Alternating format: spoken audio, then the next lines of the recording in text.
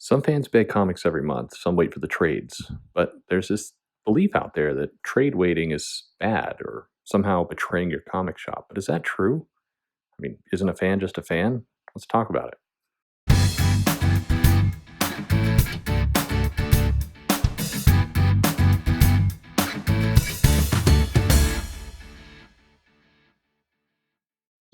Hey there, this is Perch and trade waiting. So I get this question from time to time, and it's interesting because this is of all the questions that come up in shop about the business, about kind of the health of business. A trade waiting is the one that if people are for whatever reason not afraid to talk about to the shop or to the employees. And basically the question goes like this: Hey, I prefer to buy comics in graphic novels and trades. Am I screwing you? Is that hurting the comic store when I do that? Seems like people who trade weight are, maybe there's a cause and effect there of, harm done to the industry for people who trade weight. And then for a while, there were some articles written. I'll be honest, I don't remember which of the news NEWZ sites uh, went on and on about this, about how trade waiters were killing the comic industry, and what can you do if you should buy both, and then one of the publishers, and I in my heart I feel it was DC, but honestly it could be any of them. One of the folks, the VP of sales or something, I think of him as Marvel. Actually, it sounds like a David Gabriel thing that came out.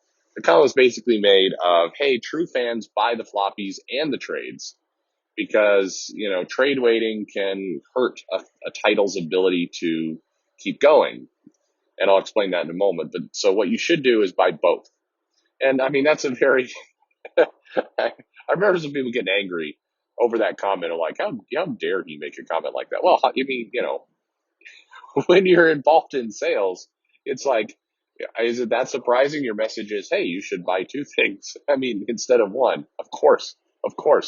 I can't fault somebody for wanting to, sell more, whatever. But the point is, so does trade waiting hurt comics as a topic? Well, no. I mean, yes and no. So the no answer is that, if the money's coming in, the money's coming in. Now, if you say, hey, I used to buy comics at a comic shop, I used to go in there and buy floppies every day, and now I just go to Amazon or Barnes and Noble and I buy the trade. Well, you're hurting someone. You're hurting the local comic shop in the sense that you're no longer giving them your business.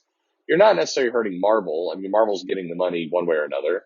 What you're basically doing is you're taking your dollars out of the comic shop and you're giving them to Amazon or Barnes and Noble or a much bigger chain, and then that's trickling into Marvel. Now Marvel's making less off of you as a result. It's because they're the discounting that Amazon and Barnes and Noble will get is higher, and the cost of the trade is typically less. Not always, but typically less than what you'd get if you're just buying the floppies.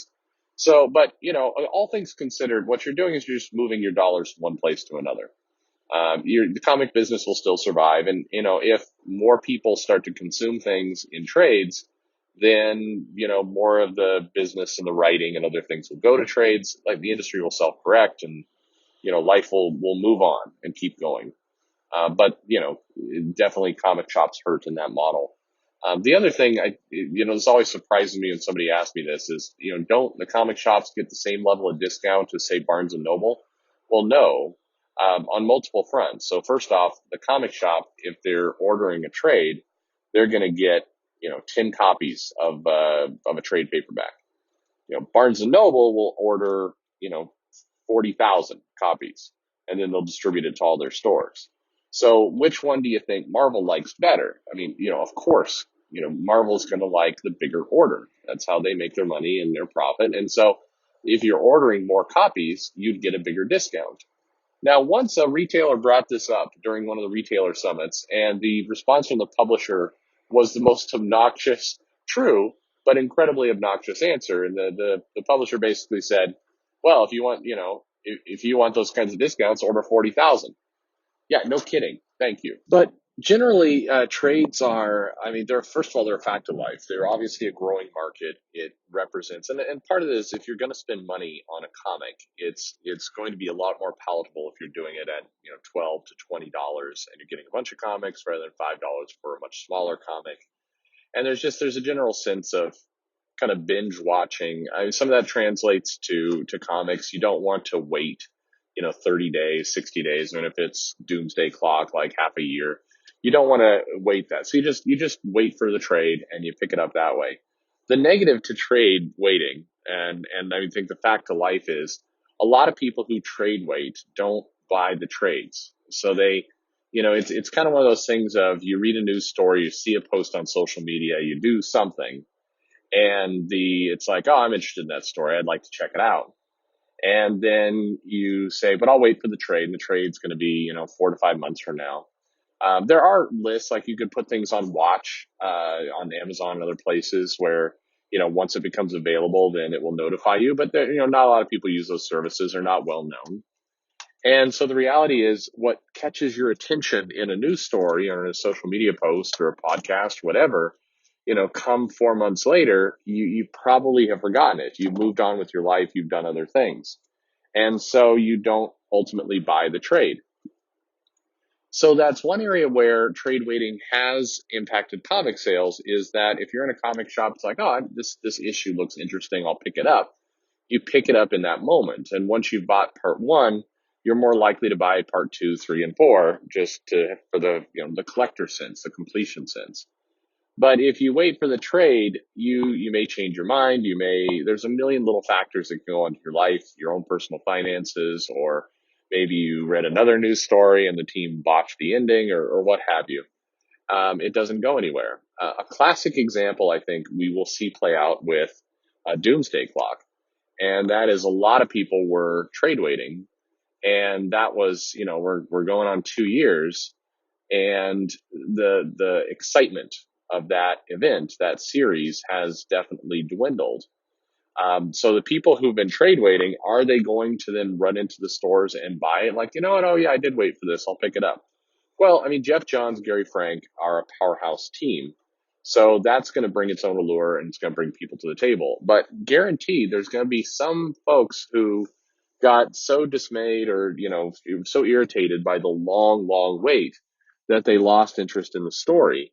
And on top of that, the DC universe, when Doomsday Clock started, is a bit different than the DC universe today. And the DC universe today is, with the Wally West situation, with the Heroes in Crisis, with some of the other things going on, a lot of the people who were kind of into the idea of rebirth and optimism coming back in, and this kind of sinister threat of what did Dr. Manhattan do and how the Watchmen universe cross over with the DC universe, all that stuff has been kind of, the DC universe itself has moved on. We've got Perpetua, we've got Bane, we've got Bendis, we've got all these elements that have come into DC since Rebirth, since Doomsday Clock. I mean, Bendis coming in since Doomsday Clock started is interesting. Okay, so now Bendis clearly has his own plans for Superman and that whole mythology and what he's doing there. So are people going to still want to, does Doomsday Clock matter anymore? And so the story has kind of changed and evolved from, this is an important piece of the DC universe and critical to its future, and you'll want to pay attention. It's transitioned from that to, hey, Jeff Johns, Gary Frank are awesome people and they do good work and this would be a good story, but maybe it's not critical to DC anymore. If you're a big DC fan, maybe this story is, in this awkward place of almost an Elseworlds type story. The other one that, you got to kind of scratch your head on is the Three Jokers story that still is kind of sitting out there somewhere. Will it get done? I mean, or has it been canceled? Who knows?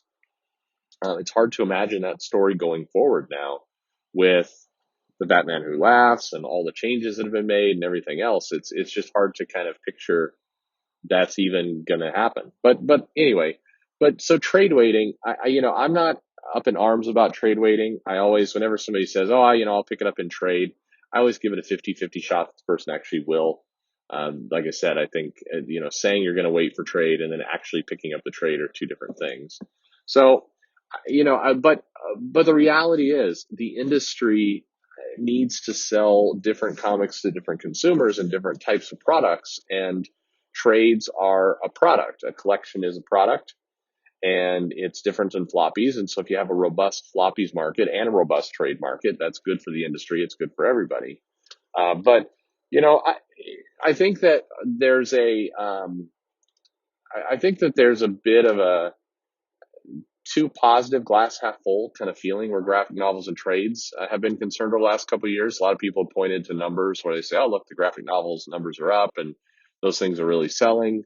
And I think that that's a transitional moment. I don't think we're landing at graphic novels and floppies. I think we had, or sorry, graphic novels and trades. We had floppy sales. We had an increase in trade sales as we saw a bit of a stagnation, flattening of floppy, even decline in some areas. And I think that same kind of flattening and decline is coming, and you see it already in the numbers. This isn't the most bold prediction that the trade market is also going to start to level out and decrease from where it was, and the trades that are going to get the big sales are going to be the big stories. So it's not just because some series decides to write for trades and put out a 6-issue trade doesn't mean it's automatically going to sell. It's still going to need to be a good story. Now, the exception to that is what can be peddled inside the school with Scholastic if you write certain things for that market, But then again, you're writing something for a specific market, so it more or less works. Anyway, that's kind of my take on trades. I would like to see trades do more with the director's commentary type stuff, with the sketchbooks and the original script and all that kind of stuff. I think is pretty interesting. I think there's a pretty good market for somebody who wants to go back to the really major, like the Dark Phoenix saga and Watchmen and the Dark Knight Returns and all the rest, and put out yet another trade, but just pack it with kind of what they've called the absolute edition, but look at it now from a more modern perspective of what kind of things you can bring to bear, what kind of cool new things you can do, and maybe there's a connection with digital. Who knows? But anyway, do you buy trades? Are you a trade waiter? What do you decide? What's your line between buying a floppy, buying a trade? How do you make that choice for yourself? Let me know in the comments. Want to hear your opinion. Thank you very much for listening. Please like, subscribe, tell a friend, hit the bell for notification, and make sure you're still subscribed, because a lot of YouTube seems to just randomly drop people. I'd love to know what's happening there. They just disappear. Is it you're logging into a different machine? Is it that they don't like my content? What is happening? I'd love to know. Thanks for listening.